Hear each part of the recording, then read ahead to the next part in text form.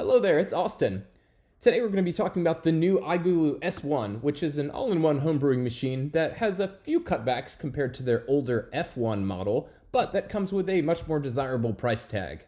So let's see if it's worth it.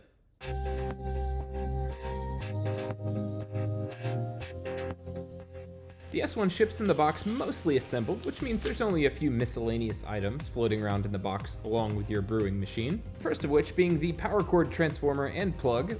Other than that, you'll find a rubber drip tray with the iGulu logo, and a tap handle with the pouring spout G design on the end of it. With the machine itself up out of the box, I set it up on the counter, then went and got my iGulu F1 to kind of get a side-by-side comparison, and they pretty much look exactly the same besides the shape of the screen. Below the surface, a few new features boasted by the S1, a reduced price, a new semiconductor cooling system that's a bit slower but cheaper, the ability to adjust pressure during fermentation, a lighter weight design, and a few new fermentation modes. Now, to hit that new price point, iGulu tells me they did make a few cutbacks, including removing the front LED bar, some reduced screen functionality, it now has buttons instead of a touchscreen, and you no longer have an included CO2 station along the back. Instead, those screw-in CO2 tanks will be routed through this manifold, which I imagine will be sold separately. After booting up, you're greeted with the mode selection screen, which includes some modes like fermentation, cooling and dispensing, bottling, which we don't know a ton about right now, but apparently is some functionality planned for the future, and settings. The fermentation modes include the standard lager and ale profiles that we saw in the F1 already, but also cider, white wine, kombucha, and mead, which is pretty cool and we don't see currently in the F1, although I imagine that can be added later via a software update. Under the hood, or the lid, of the S1, we'll find the Fermentation Chamber, which is pretty much unchanged from the F1, just an insulated chamber that can both heat and cool your fermenting beverage of choice. As we mentioned earlier, the CO2 in is now just a port. I actually kind of like this change, considering it does open up the door for using an external CO2 tank, like I already have with my kegging system, but with the option to still use a SodaStream style CO2 tank if you want to get the extra manifold. I also got a few of the reusable iGulu bottles.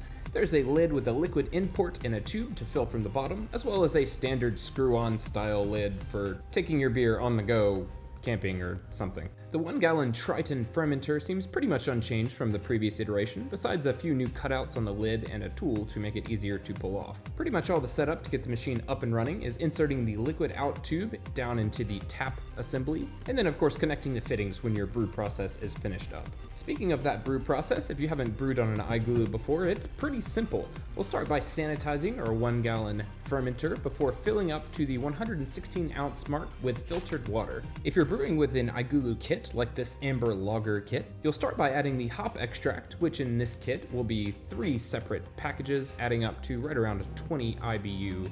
The next ingredient added will be some dry lager yeast, which doesn't say, but looks similar to W3470. Final step in the brew day that seems a little jumbled up if you're used to all grain is adding the malt extract.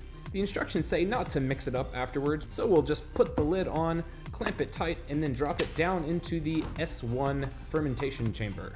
Adding in the liquid out and gas in lines isn't a super necessary part of fermentation, but it will make sure we're ready to serve when the machine says that it's ready to serve. To get our lager fermentation going, I'll use the included RFID tag and scan it on the side of the machine.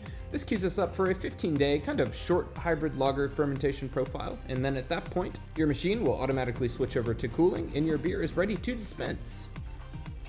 So I've been using the iGulu F1 for a couple months now, and honestly, my main complaint was, as a machine marketed towards beginning homebrewers, it's kind of got a bit of an elevated price tag, as I think it starts right now at $700, assuming you don't have any deals or sales going on. And in that regard, I think this machine tackles that problem pretty well. I definitely don't feel like any of the cutbacks are deal breakers. The full color LED screen is nice, but not really something you're looking at much. And even with the cooling system being a little bit slower, you're chilling 1 gallon of beer, so we're talking minutes of difference and not hours.